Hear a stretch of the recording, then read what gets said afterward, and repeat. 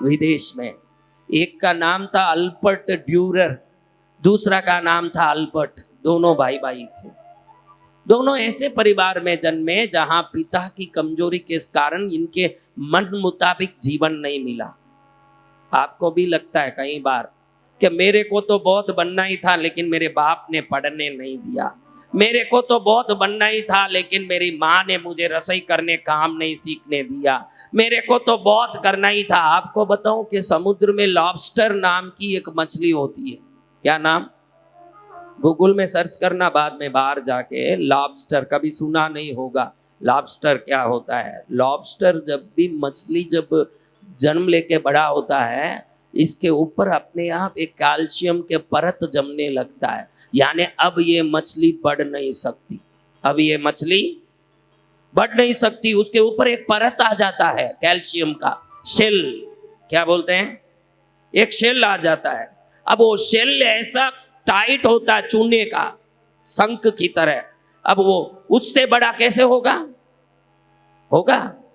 अरे ये मछली क्या आप जितनी विकसित प्राणी है, बुद्धि वाली है, लेकिन ये मछली जाके समुद्र में जो पत्थर होते ना, उससे जाके खुद को खूब जोर जोर से टकराता, इतना जोर से जब तक वो परत टूट ना जाए, इतना जोर मारता है जा जाके कि वो परत टूट जाता है। अब परत टूटते ही ये बड़ा होने लगता है, लेकिन प्रकृति का नियम है कि वापस परत आ जाता है। तो ये परत आने और टूटने के बीच में जितना समय मिला उसमें संघर्ष करके उतना बढ़ता है। वापस परत आ गया तो गुपचुप नहीं रहता, वापस जाके खुद को ठोकता है। जो खुद के ठोका के भी बड़ा बनता है वही असली आदमी है, और कोई नहीं। मेरा भाई मुझे नुकसान कर रहा है, मेरे बहन मुझे तकलीफ दे दी, मेरे पति मुझे काम।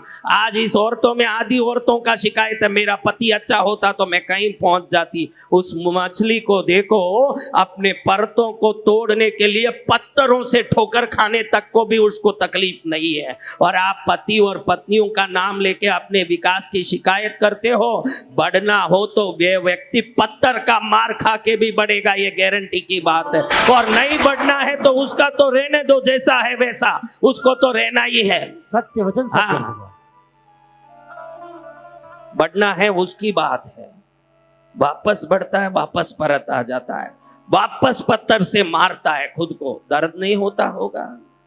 कोई पत्थर से खुद को मार ले, दर्द नहीं होता होगा? वो कहता है कि 1000 दर्द एक तरफ, मेरी विकास एक तरफ। जिसको विकास की चिंता आ जाए वो अपने मार से डरेगा नहीं, फिर वो विकसित होता रहेगा। मेरा पति ऐसा मिल गया। अभी और आदमियों को पूछो, बोलेंगे मेरी पत्नी सही मिलती तो मैं कहीं पहुंच जाता, मेरा बाप अच्छा मिलता तो मैं इंजीनियरिंग कॉलेज में पढ़ता। सब अच्छे ही मिल जाते तो फिर तू क्या चीज है रे बेटा? जब सब खराब मिले फिर भी तू कुछ बन के बताए, तब तू कोई चीज है इस संसार में।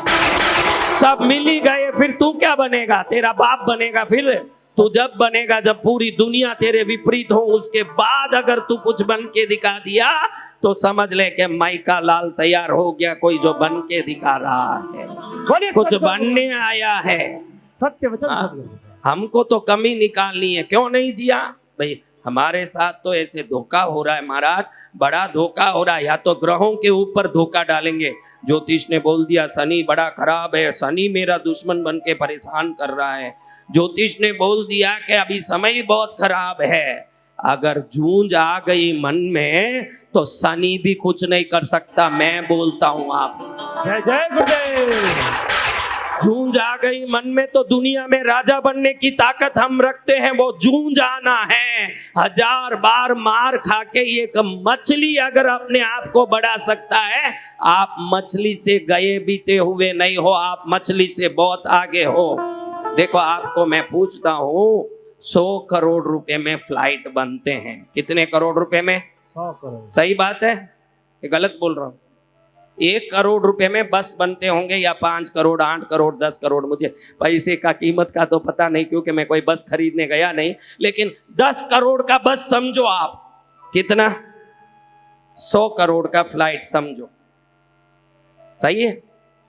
अभी ये कोई भी फ्लाइट पहले ऐसे धरती पर ऐसे जाके बहुत दूर तक ऐसे जाके फिर टेक ऑफ करता होगा कि सीधे ही धरती से सीधे ऊपर चढ़ता होगा? धीरे धीरे टेक ऑफ। हाँ, सभी फ्लाइट दुनिया के पहले थोड़ा ऐसे धरती में चलेंगे, उसको रनवे कहते हैं। क्या कहते हैं? रनवे। रनवे में पहले थोड़ा चलेंगे, फिर टेक ऑफ होंगे, धीरे से ऐसे जाएंगे और आकाश में पहुंच जाएंगे। अगर समझो दिल्ली से बेंगलुरु जाने वाली कोई फ्लाइट है, दिल्ली से ही ऐसे ही सड़क पर जा रही है, बेंगलुरु तक सड़क पर पहुंच गई, उसके लिए काहे लिए भाई फ्लाइट? हो तो बस ही काफी है ना। जी भगवान। तो संसार के जितने जानवर जी रहे हैं ना, वैसे आप जी रहे हो तो 100 करोड़ का फ्लाइट सड़क पर चल रहा है, वैसा ही है। अगर जिस दिन आपका टेक ऑफ हो गया तो ईश्वर का बनाया ये सृष्टि आपके लिए सही काम कर रहा है, ये समझ लो। आपका टेक ऑफ हो रहा है। अगर नहीं हुआ तो बेकारी है। मनुष्य जन्मा कुछ भी करने के लिए है। किस लिए है? कुछ करने के लिए। अगर नहीं कर रहे हो ना, दुनिया भर की कुछ न कुछ बहाने करके, भाभी सही नहीं मिली, ननंद अच्छी मिलती तो सुख होता, सासू खराब मिल गई, पति सही मिलता तो अच्छा होता, बाप होता तो पढ़ाई हो जाता, ऐसे कर रहे हो तो 100 करोड़ का फ्लाइट धरती पर सड़क पर चल रहा है। अगर सब कुछ छोड़ करके बराबर झूंझ के उठ जाओगे और आकाश पर चढ़ोगे, देखो जानवर जैसे जीने के लिए जानवर ही काफी है। उसके लिए तू क्यों भाई? तुझे फ्लाइट बना के भगवान ने भेजा, कोई विशेष चीज बना के भेजा, फिर तो तुझे उड़ने के लिए भेजा है, धरती में चलने के लिए नहीं भेजा है। अगर तू उड़ने से रुकता है तो वो रोकता तेरी कंजूसी, तेरे उल्टे सीधे विचार, विज्ञान की बातें। धर्म से बड़ा कोई विज्ञान नहीं है। धर्म जो कहता है वो करेगा तो उसी दिन तेरा फ्लाइट उड़ने लगेगा। धर्म के विपरीत रहेगा, सड़क में ही घूमेगा बसों की तरह, तो उड़ नहीं पाएगा।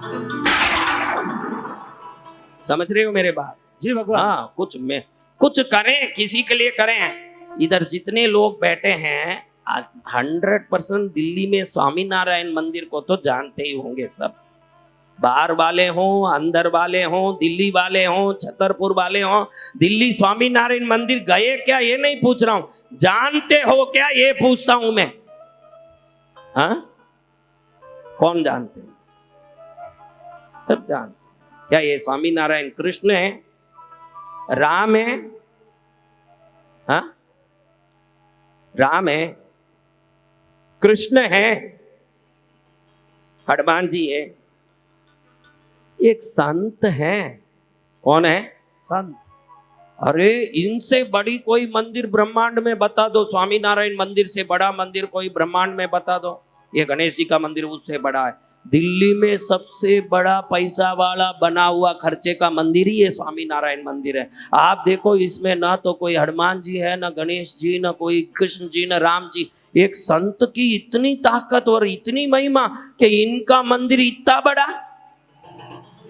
सोचा कभी? सोचोगे तो तुम्हारे भी इतनी बड़ी मूर्तियां पूजी जाएगी जिस दिन सोचोगे। नहीं तो ऐसे ही देखो, तुमको मैं पूछता हूं, तुम में कोई अपने दादा के दादा का नाम बता सकते हो? बताओ अपने दादा का नाम। आपके दादा का नाम नहीं, दादा के बाप का नाम कोई बता दे। यहाँ देखो, मैं अपने दादा के बाप का नाम, हाँ, अगर बता दें तो उसके बाप का नाम बताएं। नहीं बता पाएंगे। अभी मैं ये पूछ रहा हूं, थोड़ा शर्म रखो। तुम्हारे पोते का पोता भी तुम्हारा नाम बता नहीं पाएगा। तुम ये बोलते हो कि हम दादा के दादा का नाम नहीं जानते, तुम्हारे पोते का पोता तुम्हारा नाम नहीं बता पाएगा। इतनी अल्प अवधि में तुम्हारी यहाँ की उपस्थिति, नाम दर्ज सब समाप्त होने वाली है, क्योंकि बसों की तरह घूम रहे हो। तुम्हारे में फ्लाइट का कहीं लक्षण नहीं दिख रहा है, वही कारण है। अच्छा भाई, दादा के दादा का नाम नहीं बता सकते हो, दशरथ के पुत्र का नाम बता सकते हो? दशरथ के पुत्र कौन है? कैसे बता दिए? वो तो त्रेता युग में हुए। दादा के दादा तो 150 साल पहले हुए होंगे। ज्यादा से ज्यादा कितने हुएंगे? 150 साल पहले हुआ तुम्हारा घर का आदमी का पता नहीं, और कहीं गए हुए त्रेता युग के आदमी का पता है, तो उनकी जिंदगी उस प्रकार की थी जो दुनिया सोचने के लिए मजबूर होती है। हाँ, कीड़ों की तरह मरोगे तो तुम्हारा कोई नाम भी नहीं ले पाएगा। मरना हो तो मौत भी ऐसा हो कि हमारा किस युग में जन्म हुआ कोई लेना देना नहीं, दुनिया याद रखे ऐसा जिंदगी हो, ये महत्वपूर्ण है। हाँ, सत्य। बोले कि दशरथ पुत्र तो मुझे याद है, तेरे दादा का दादा याद नहीं हुआ? दशरथ पुत्र तेरा दादा का दादा था कि तेरा दादा का दादा तेरा दादा का दादा था? क्या लेना तेरा दशरथ पुत्र से?